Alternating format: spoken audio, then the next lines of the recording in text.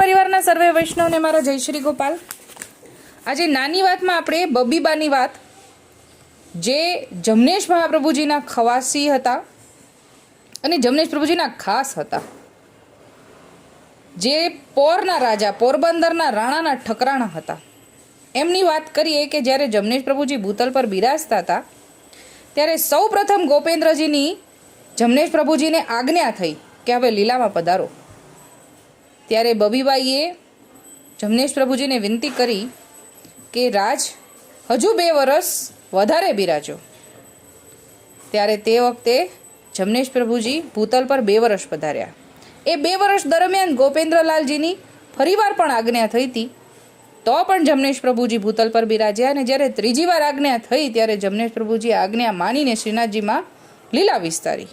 એવા બબીબાઈને આપણે આજે એક પ્રસંગ કહીએ, જોઈએ કે બબીબાઈ એકવાર મોરબી પધાર્યા। મોરબીના વૈષ્ણવ ત્યાં આગળ, એક વૈષ્ણવને ત્યાં આગળ ઘરે પધરામણી થઈ, બબીબાઈની ઘરે ગયા, એમના ઘરે મળવા ગયા। હવે એ વૈષ્ણવને આખા શરીરે ચાંદા થઈ ગયા હતા, ચાંદા પડે અને મટે, પડે અને મટે એવો રોગ થઈ ગયો હતો, જે એમણે ઘણા ઓસડ કર્યા પણ મટતો નહોતો।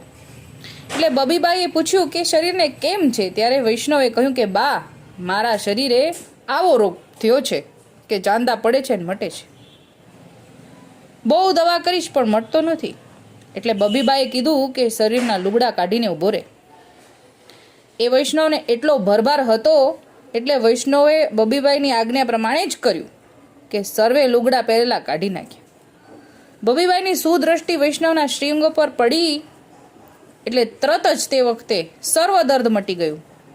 જેમ શરીરની ખોલ ઉતરે તેમ શરીરનો રોગ તરત મટી ગયો।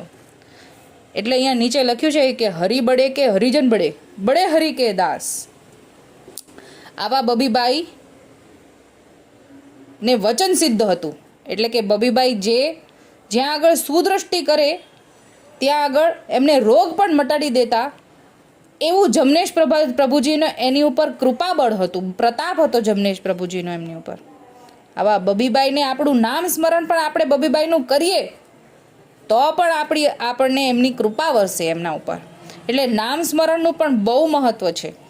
એટલે કારણિક વૈષ્ણવો ઘણા બધા, જે મોહનદાસ કાણા દ્વારા આપણને મળે કે મોહનદાસ કાણાના 13 કે 14 કારણિક વૈષ્ણવ હતા, ભગવદી હતા, જેનું નામ સ્મરણ એ સતત કરતા। એવી રીતે આટલા આપણી પાસે કારણિક વૈષ્ણવ છે, જેમના નામ સ્મરણ કરવાથી આપણા જીવનમાં એમની કૃપા દ્રષ્ટિ સદાય વરસી રહે, એટલું બધું આપણી અંદર આપણા ઠાકોરજી આપણો માર્ગ સરળ બનાવી આપ્યો છે। તો આપણે એવા બબીબાઈને યાદ કરીએ ને આપણા દંડવત પ્રણામ। આજે નાની વાતને આટલું જ બોલી નાની વાતને વિરામ આપું છું। બોલ શ્રી ગોપાલ લાલ।